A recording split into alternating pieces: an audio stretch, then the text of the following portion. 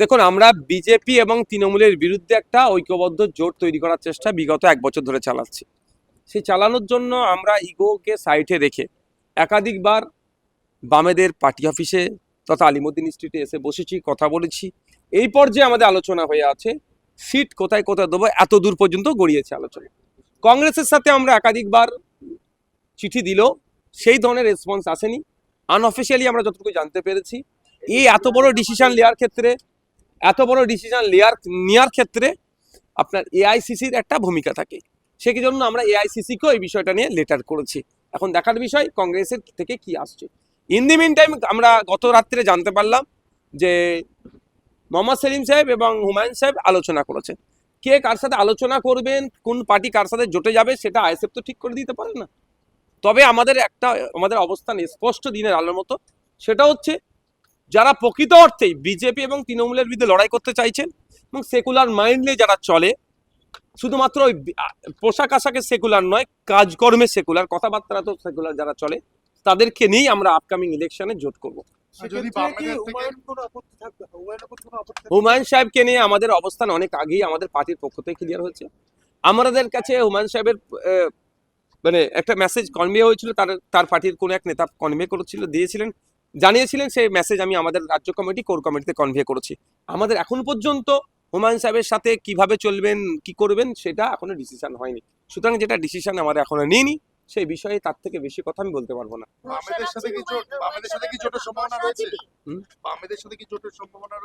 আমাদের সম্ভাবনা আছে বলি তো, সিট কোন জায়গায় দেবো না দেবো এই লিস্টের আদান প্রদান হয়েছে। হুমায়ুন সাহেবের প্রতি ভরসা আছে? ভরসা ভয়ের প্রশ্ন তো এখানে আসছে না।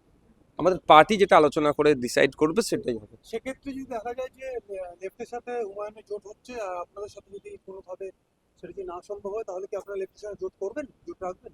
দেখুন, কখন কি হচ্ছে, যদি কিন্তু এগুলো থেকে বৃহত্তর স্বার্থের জন্য এগুলোকে সামনে রেখে প্রতিক্রিয়া দেওয়া মানে বাংলার মানুষের হয়তো আগামীতে ক্ষতি হতে পারে। এখন বাংলাকে বাঁচাতে হবে, বাংলার মানুষকে বাঁচাতে হবে। স্কুলে শিক্ষক নাই, হসপিটালে ডক্টর নাই, গণপরিবহন ব্যবস্থা ধ্বংস হয়ে গিয়েছে।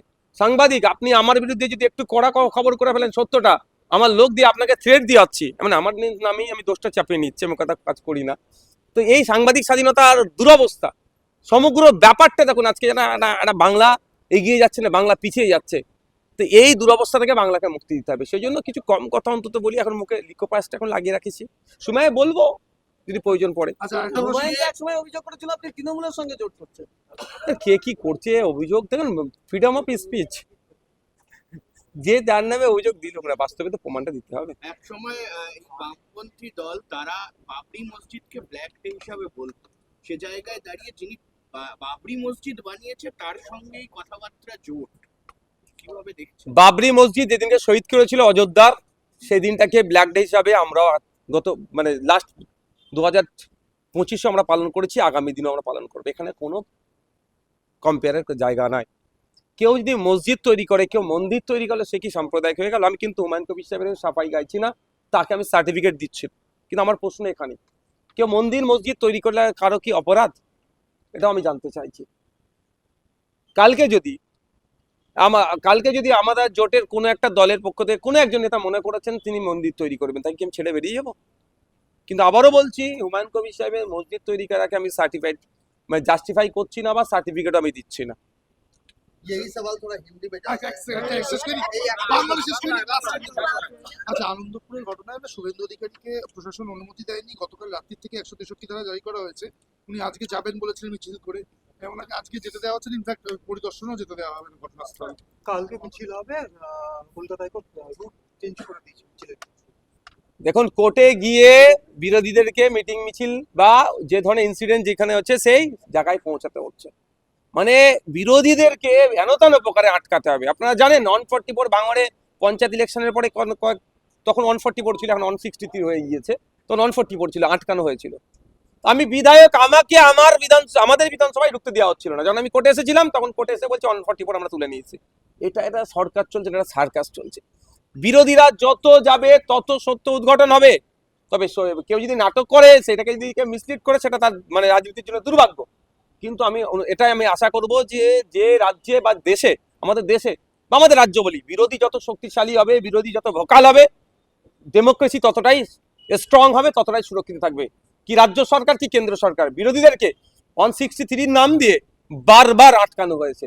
আপনি সন্দেশখালী আমরা যখন যেতে চেয়েছিলাম 100 কিলোমিটার আগে, 70 কিলোমিটার আগে আমাদেরকে আটকে দেওয়া হচ্ছে, প্রিভেন্টিভ অ্যারেস্ট করে নেওয়া হচ্ছিল। তো গণতন্ত্র এগুলো হয়, এগুলো গণতন্ত্র কিভাবে গণতন্ত্রের ধাজিয়া উড়িয়ে দিচ্ছে। না, আমি এখনো পর্যন্ত খবর এসে পৌঁছায়নি। যদি এই ধরনের ঘটনা ঘটে থাকে আমাদের নেতৃত্বটা সবটাই দেখবেন এবং করবেন। তবে একটুকু খবর পেয়েছি, ইমাম সাহেব লোকাল ওয়াকাফ সম্পত্তি লুটে খাচ্ছিল তৃণমূলের নেতারা, সেটা প্রতিবাদ করেছিল, তারপর আক্রমণ হয়েছিল, এটুকু আমি খবর পেয়েছিলাম। যদি এর পরিবর্তিতে পরে যে ধরনের ঘটনা ঘটে থাকে নিশ্চিতভাবে আমরা দেখবো। শুধু আমার দলের কর্মী বলে যদি শুধু নয়, যদি কোনো ইমাম সাহেব, কোনো পুরোহিত, কোনো সাধারণ নাগরিকের যদি কারো এই ধরনের সাথে এই ধরনের ঘটনা ঘটায়, ছেড়ে কথা বলবো না। আইনের মাধ্যমে চরম অন্যায় করেছে।